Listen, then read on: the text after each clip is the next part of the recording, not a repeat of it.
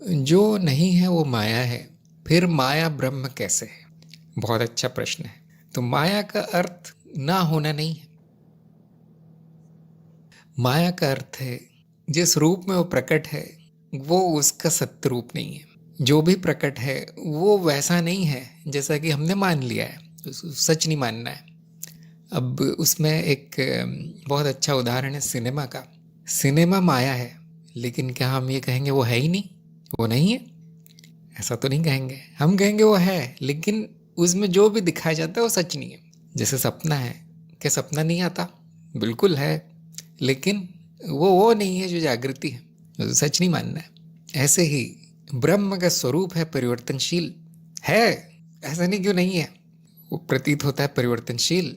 ऐसे छाया के रूप में प्रकट होता है, जो भी आपको दिख रहा है आपके आसपास वो ब्रह्म ही है।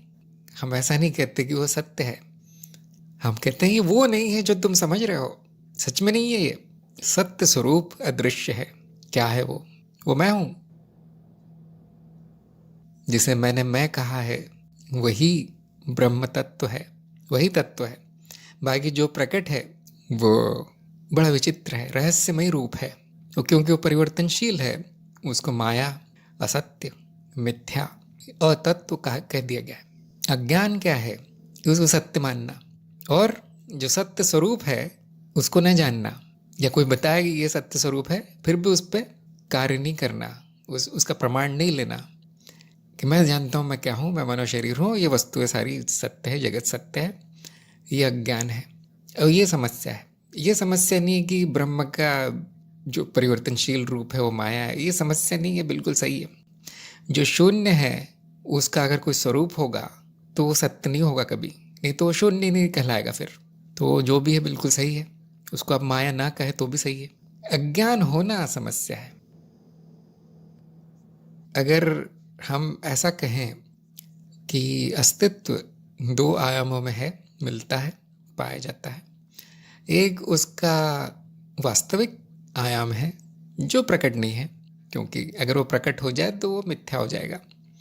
और दूसरा प्रकट है लेकिन वो वास्तविक नहीं है, क्योंकि परिवर्तनशील है, कुछ भी हो सकता है, कोई भी स्वरूप हो सकता है, लेकिन है सब कुछ ब्रह्म। जैसे पानी का उदाहरण दिया जाता है। पानी किन रूपों में प्रकट है? बूंद, सागर, तालाब, जिस भी बर्तन में भरो उसका वो रूप हो जाता है। तो प्रश्न ये आता है इसका सच्चा रूप क्या है, सत्य स्वरूप क्या है पानी का? बॉटल में जो भरा है वो रूप सही है, घड़े में जो भरा है वो है सच्चा रूप, बूंद के रूप में है वो सच्चा है, बर्फ के रूप में है क्या वो सच्चा है, या भाप के रूप में है, हवा में घुला है, बादल के रूप में है, क्या वो सच्चा है? कोई भी कहेगा, कम से कम मनुष्य की बुद्धि यही कहेगी, नहीं इसमें से एक भी सच्चा नहीं है रूप। सब कुछ है, सारे रूप हैं, सभी रूपों में पानी प्रकट है, लेकिन सच्चा उसको कहेंगे जो पानी है, जो तत्व है उसका, जो पदार्थ है उसमें, वो सत्य है। उस पदार्थ ने कई रूप लिए हैं, तो क्या जो इन विभिन्न रूपों में वो पानी नहीं है? हाँ, वो पानी है, वो पानी है। इस प्रकार माया ब्रह्म ही है, सत्य नहीं, सत्य रूप नहीं। अब अपने अनुभव से जानिए क्या ऐसा है जो मैंने कहा, क्या सच में ऐसा है? देखिए, खोजिए। साधक के लिए खोजना ज़रूरी है।